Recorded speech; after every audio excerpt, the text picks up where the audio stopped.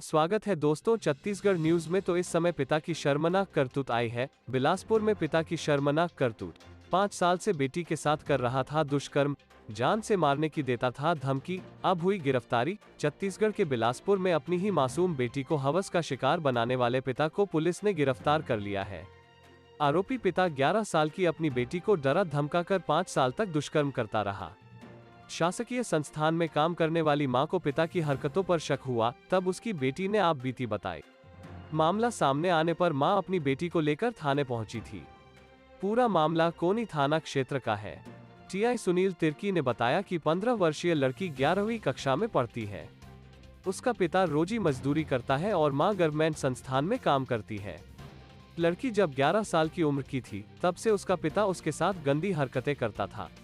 तब मासूम बच्ची को उसने जान से मारने की धमकी देकर डराया धमकाया और अपनी मां को कुछ भी बताने से मना किया था। डर के चलते 5 साल तक छात्रा अपने पिता के शारीरिक शोषण का शिकार होती रही।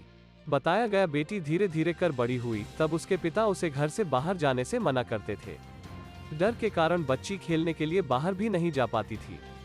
बड़ी होने के बाद भी आरोपी पिता उसे घर में रहने पर मजबूर करता था। इस दौरान उसकी मां ड्यूटी पर रहती थी।